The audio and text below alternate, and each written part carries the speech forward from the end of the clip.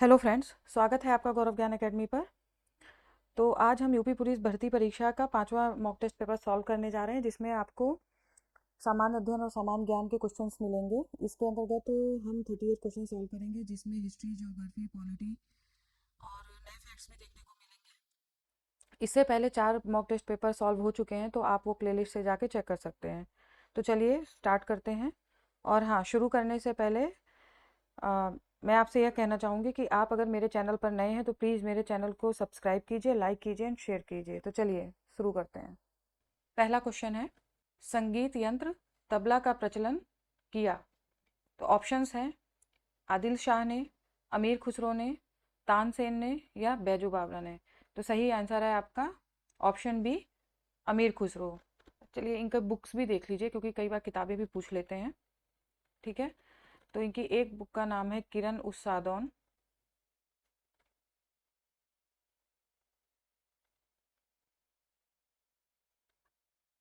दूसरी बुक देखिए, मिफ्ता उल फुतूह।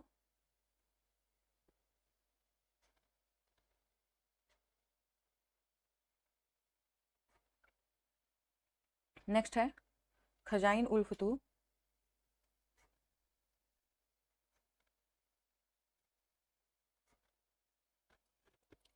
एक बुक का नाम है इनकी आशिका। एक बुक का नाम है नूह सिपीहर।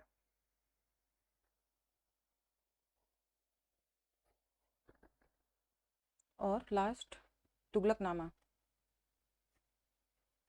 ठीक है, अमीर खुसरो की इतनी बुक का नाम याद रखिए, क्योंकि क्वेश्चंस में पेपर में जरूर पूछ लेते हैं। अच्छा, इनके गुरु का नाम निजामुद्दीन औलिया।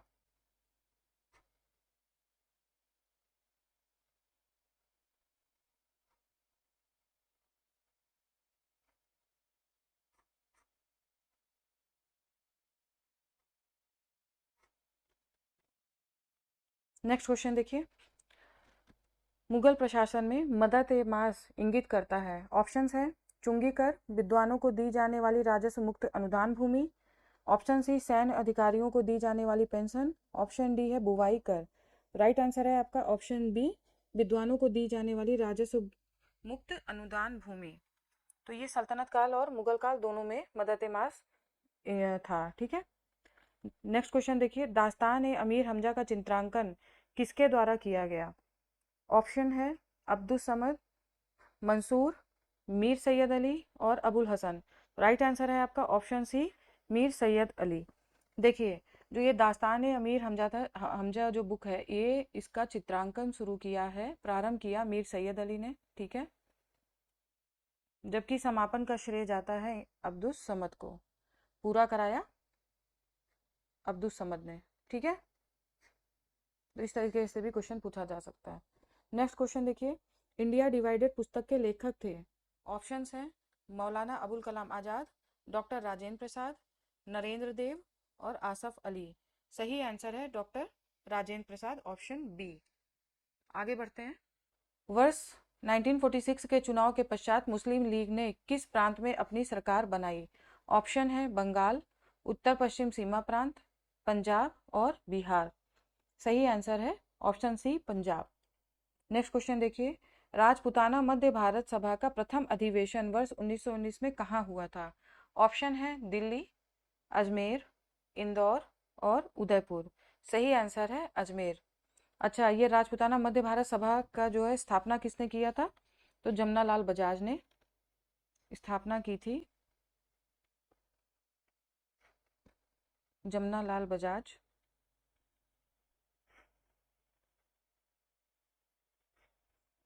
और 1919 में। ठीक है, विजय सिंह, अर्जुन लाल सेठी ने इसमें महत्वपूर्ण भूमिका निभाई थी। विजय सिंह।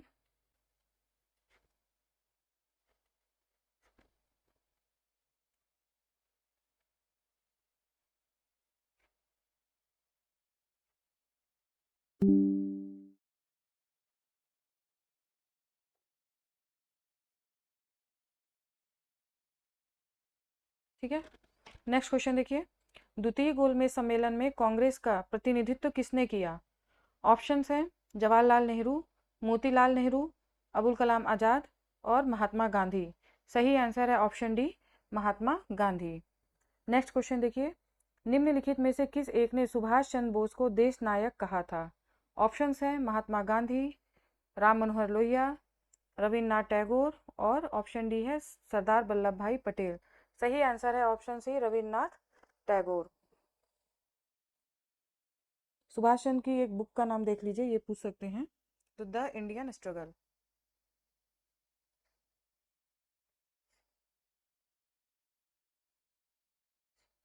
ठीक है, आगे बढ़ते हैं। 1857 की क्रांति के निम्नलिखित नेताओं में से किसका वास्तविक नाम रामचंद्र पांडुरंग था?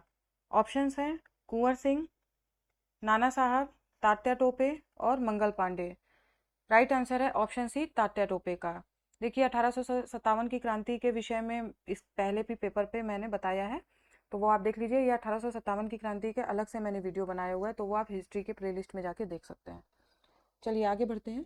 सब्जी उत्पादन में भारत का स्थान है, ऑप्शन है प्रथम, द्वितीय, चतुर्थ और पंचम। राइट आंसर है द्वितीय। और फर्स्ट पोजीशन पर कौन है? तो आपका है चीन। ठीक है, नेक्स्ट देखते हैं। बक्सा बाग परियोजना भारत के किस राज्य में स्थित है? ऑप्शंस हैं मध्य प्रदेश, राजस्थान, गुजरात और पश्चिम बंगाल। तो सही आंसर है आपका ऑप्शन डी पश्चिम बंगाल। ठीक है, अच्छा ये बुक्सा जो बाग परियोजना है, ये भूटान के साथ अंतर्राष्ट्रीय सीमा भी बनाता है। ठीक है, भूटान के साथ अंतर्राष्ट्रीय सीमा बनाता है।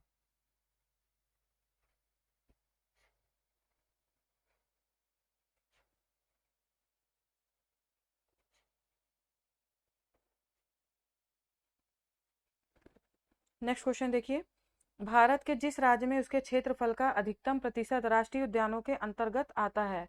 ऑप्शन है उत्तर प्रदेश, त्रिपुरा, सिक्किम, बिहार। सही आंसर है सिक्किम। अच्छा, अगर आप सिक्किम का एक भी राष्ट्रीय उद्यान के बारे में बताइए, अगर आपको पता है तो। देखिए कंचनजंगा राष्ट्रीय उद्यान।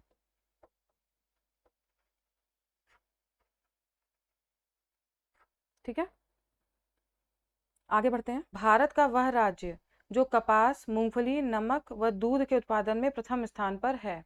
ऑप्शंस है महाराष्ट्र, पंजाब, राजस्थान और गुजरात। सही आंसर है option D Gujarat. Next question देखिए, जब पुष्कर की पहाड़ियों में भारी वर्षा होती है तो बाढ़ कहाँ आती है? ऑप्शन है अजमेर, सवाई माधोपुर, बालोतरा और सोजत में। राइट आंसर है ऑप्शन ए अजमेर में। नेक्स्ट क्वेश्चन देखिए, मिश्रित कृषि में सम्मिलित है विभिन्न फसलों को योजनाबद्ध तरीके से उगाना, रबी एवं साथ साथ खरीफ फसलों को उगाना, कई तरह की फसलें उगाना तथा पशुपालन भी करना, फलों को उगाना तथा सब्जियों को भी उगाना। देखिए सही आंसर है आपका ऑप्शन सी कि फसलों के साथ साथ पशुपालन भी करना। तो ये दोनों चीज याद रखिएगा। ठीक है, नेक्स्ट क्वेश्चन देखिए, मोका कॉफी जहां उगाई जाती है वह है? ऑप्शंस हैं इराक, ब्राजील, अर्जेंटीना और यमन। सही आंसर है ऑप्शन डी यमन। आगे बढ़ते हैं। विश्व में अधिकतम संभाव्य जल शक्ति वाले कतिपय नदी बेसिन हैं? ऑप्शंस हैं Congo, Columbia, Yangtze. B option है Congo, Amazon, Narmada. C option है Colorado, Narmada, saint Lawrence. D option है नील, अमेजन और ओव। तो आपका राइट आंसर है ऑप्शन बी कांगो, अमेजन और नर्मदा। नर्मदा तो आपको पता ही है भारत में है। ठीक है, कांगो नदी ये अफ्रीका में बहती है, मैप में आप अच्छे से इसको देख सकते हैं, अफ्रीका में बहती है। और अमेजन नदी आपका दक्षिण अमेरिका महाद्वीप में। ठीक है, वहां पे देख लीजिएगा आप, मैप में दिख जाएगा आपको। नेक्स्ट क्वेश्चन देखिए, दक्षिणी गोलार्ध में सबसे बड़ा दिन होता है? ऑप्शंस हैं 22 जून, 22 दिसंबर, 21 मार्च, 22 सितंबर। तो सही आंसर है 22 दिसंबर। और उत्तरी गोलार्ध में सबसे बड़ा दिन कौन सा होता है? तो 21 या 22 जून। ठीक है, उत्तरी गोलार्ध में 21 या 22 जून होता है। नेक्स्ट क्वेश्चन देखिए, निम्नलिखित कथनों पर विचार कीजिए। भारत में उच्च न्यायालय के न्यायाधीश को हटाने के लिए रीति उच्चतम न्यायालय के न्यायाधीश को हटाने की रीति के समान है। दूसरा स्टेटमेंट है, उच्च न्यायालय का कोई स्थायी न्यायाधीश अपने पद से सेवानिवृत्ति के पश्चात भारत में किसी भी न्यायालय या किसी प्राधिकारी के समक्ष अभिवचन नहीं कर सकता। तो इसमें पूछा कि कौन सा सही कथन है इन दोनों में। तो ऑप्शंस है केवल एक, केवल दो, एक और दो, ना तो एक ना ही दो। सही आंसर है एक और दो दोनों। चलिए हाई कोर्ट के बारे में थोड़ा सा जानते हैं कि कॉन्स्टिट्यूशन में क्या क्या दिया है। देखिए भाग 6 में ये भी पूछा जा सकता है कि हाई कोर्ट कहाँ पर है। तो भाग 6 में इसके बारे में दिया हुआ है। और आर्टिकल 214 से 231 तक हाई कोर्ट के बारे में बताया गया है, जिसमें उनके गठन, स्वतंत्रता, न्यायिक क्षेत्र, शक्तियां, प्रक्रिया, जो भी सारी चीजें हैं वो इतने अनुच्छेद के मध्य में है। ठीक है, 214 से 231 तक और भाग 6। आगे बढ़ते हैं। निम्नलिखित में से कौन सा कथन गलत है? ऑप्शंस आप देखिए, स्टेटमेंट्स देखिए पहले। राज्यसभा धन विधेयक को अस्वीकार कर सकती है। राज्यसभा धन विधेयक पर सिफारिशें कर सकती है। राज्यसभा धन विधेयक को अस्वीकार नहीं कर सकती। राज्यसभा को धन विधेयक 14 दिन के भीतर लोकसभा को लौटाना चाहिए। राज्यसभा धन विधेयक में संशोधन कर सकती है। ऑप्शंस हैं 2, 3, 4, 1, 2, 5, 1, 5 और केवल एक। सही आंसर है आपका ऑप्शन सी, 1 और 5। यानी कि कौन सा कथन गलत है? तो पहला ही कथन गलत है कि धन विधेयक को अस्वीकार, राज्यसभा कभी धन विधेयक को अस्वीकार नहीं कर सकती है। ठीक है। और पांचवा है राज्यसभा धन विधेयक में संशोधन कर सकती है। ना ही वो उसे अस्वीकार कर सकती है, ना ही वो संशोधन कर सकती है। जो कि धन विधेयक के अलावा जो सामान्य विधेयक है उसमें राज्यसभा को ये अधिकार है, लेकिन धन विधेयक के मामले में ये अधिकार बिल्कुल भी नहीं है। ठीक है। इसके अलावा आप देखिए धन विधेयक की परिभाषा अगर किसमें दी गई है, तो धन विधेयक के बारे में अनुच्छेद 110 में बताया गया है परिभाषा की धन विधेयक किस प्रकार परिभाषित है, वो 110 में। और अगर हम प्रक्रिया की बात करें तो वो 109 अनुच्छेद में है। ठीक है, याद रखिएगा। आगे बढ़ते हैं। राष्ट्रपति की निर्वाचन प्रक्रिया को संविधान में संशोधन द्वारा बदला जा सकता है, परंतु इस प्रकार का संशोधन लोकसभा के 2/3 बहुमत से किया जा सकता है। लोकसभा तथा राज्यसभा दोनों के 2/3 बहुमत से किया जा सकता है। राज्यसभा के 2/3 बहुमत से किया जा सकता है। लास्ट ऑप्शन है लोकसभा तथा राज्यसभा के 2/3 बहुमत और उसका आधे से अधिक राज्यों की विधानसभाओं द्वारा अनुमोदन किया जा सकता है। तो आपका सही आंसर है ऑप्शन डी। ठीक है। अब थोड़ा सा राष्ट्रपति के विषय में हम जानते हैं। संविधान में भाग 5 में राष्ट्रपति के विषय में दिया गया है संघ की कार्यपालिका। ठीक है।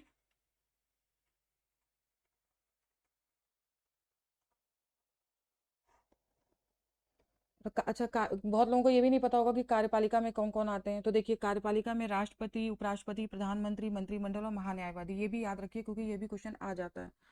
तो इसको ऐसे कर लेते हैं। राष्ट्र संघ की कार्यपालिका में कौन कौन आते हैं? राष्ट्रपति, उपराष्ट्रपति,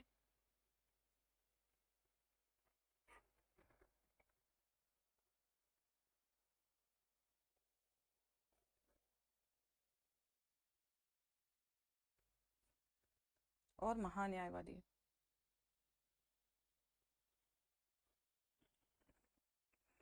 और अनुच्छेद 54 में राष्ट्रपति के निर्वाचन के बारे में बताया गया है, यानी राष्ट्रपति का चुनाव किस तरीके से होता है। तो वो है आपका आर्टिकल 54। और अगर राष्ट्रपति के शपथ की बात की जाए तो वो है आर्टिकल 60। ध्यान रखिएगा, ये क्वेश्चन आते हैं। आगे बढ़ते हैं।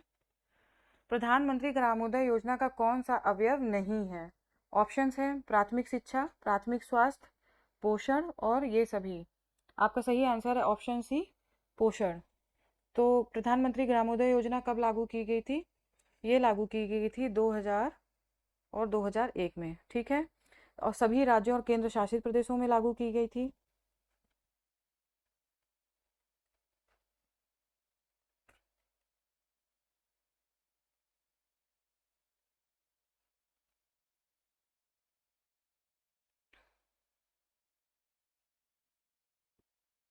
ठीक है। और इसके अंतर्गत कौन कौन से अवयव थे वो देख लीजिए। सबसे पहले है स्वास्थ्य, स्वास्थ्य, प्राथमिक शिक्षा,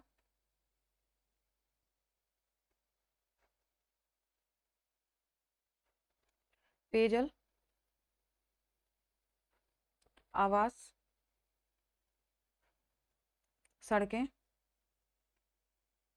और ग्रामीण विद्युतीकरण।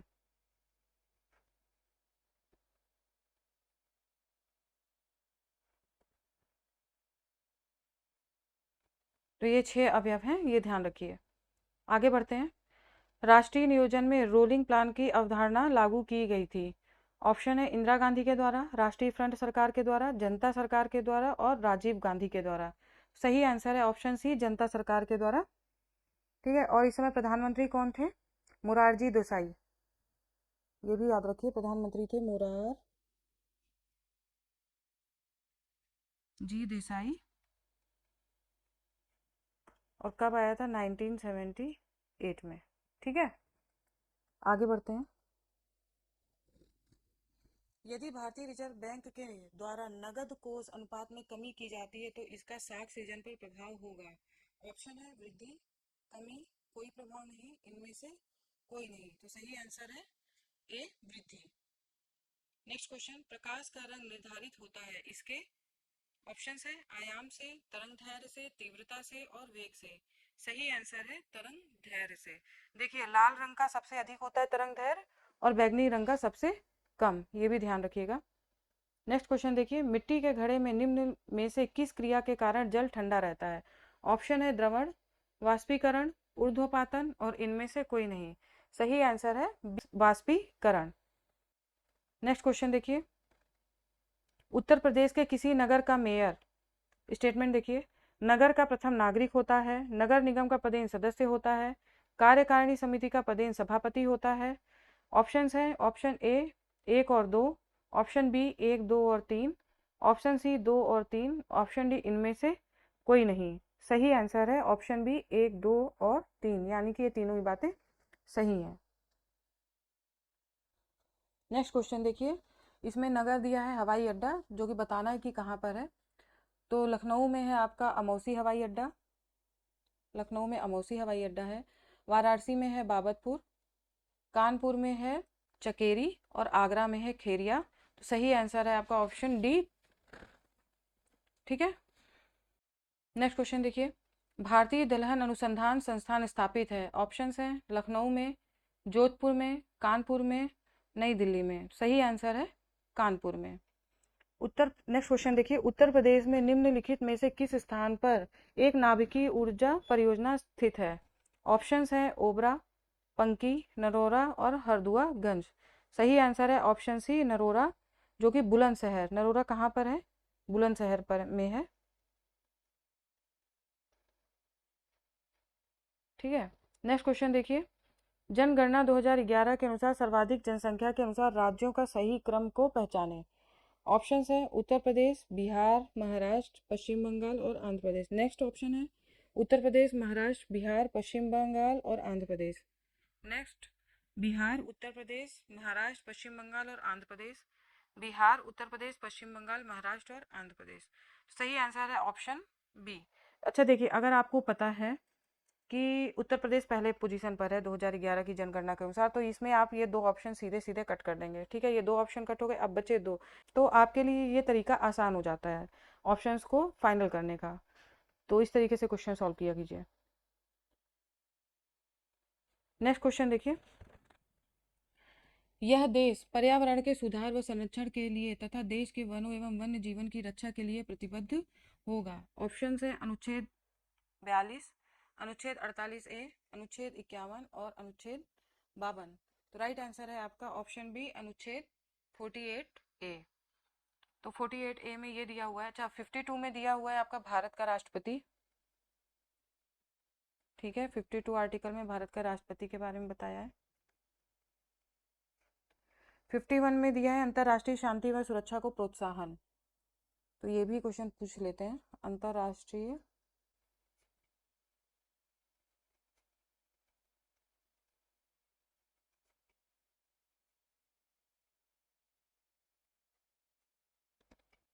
फोर्टी टू में दिया है, जिसमें काम की न्याय संगत और मानवोचित दशा, प्रसूति सहायता का उपबंध, तो ये सारी इसमें चीज़ें दी हुई हैं। जबकि अनुच्छेद 48 में कृषि व पशुपालन संगठन। ठीक है, केवल आर्टिकल 48 में